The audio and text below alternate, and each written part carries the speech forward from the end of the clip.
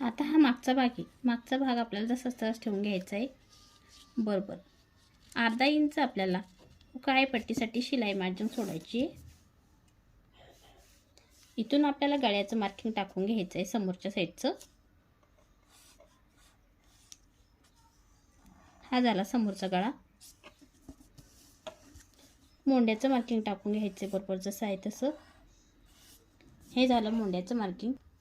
आता आपल्याला मोंड्याकडून अर्धा इंच वाढवायचं. मोंड्याकडून अर्धा इंच वाढवायचं सरळ. जितका आपण शिल्लकचा कपडा घेतलेला आहे तितकं आपल्याला सरळ अशी लाईन ओढायची.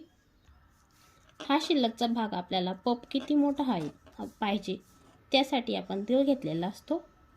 पपनुसार आपण घेतो पप किती मोठा पाहिजे ते. आता याला उचलून घ्यायचं आहे. आपली शिलाई मार्जिन जिथपर्यंत आहे तितकं मार्क करून घ्यायचं. हा झाला शिल्लकचा भाग. या 2 इंच हाफ आपल्याला काढायचा आहे. 2 इंच हाफ काढून झाल्यानंतर एक मार्किंग करायचे. आपला आपला छातीचा चौथा भाग घ्यायचा आहे. इथून तिथपर्यंत आपल्याला टक्स पॉईंट. त्यापेक्षा तुम्ही 1 इंच खाली यायचं, 1 ते 1.5 इंच. हा झाला. हा जितका शिल्लकचा भाग आहे तितका आपल्याला इकडे ठेवून घ्यायचा आहे. दोन्ही या 2 इंच हाफ काढायचं आहे. इथून या 2 इंच हाफ काढायचं शोल्डरचं शिलाई मार्जिन सोडून. हे यामध्ये मिळून द्यायचं आहे. जितका आपण इतके सोडला त्यापेक्षा तुम्हाला इथे 1 इंच शिल्लकचं सोडायचं आहे. अर्धा इंच किंवा 1 इंच. इथून आपल्याला असा आकार द्यायचा प्रिन्सेसचा.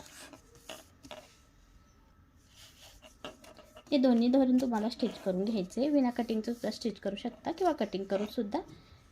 ते हे बिना कटिंगचं स्टिच कसं करायचं हे माझ्या चॅनलवरती मी बरेच व्हिडिओ अपलोड केले असतात, तुम्ही जाऊन चेक करू शकता. आणि बघा इथून दोन्ही साईडला थोडेसे तिरपे कट द्यायचे आपल्याला. तुम्ही टक्स शिवल्यानंतर सुद्धा देऊ शकता किंवा अगोदर सुद्धा देऊ शकता.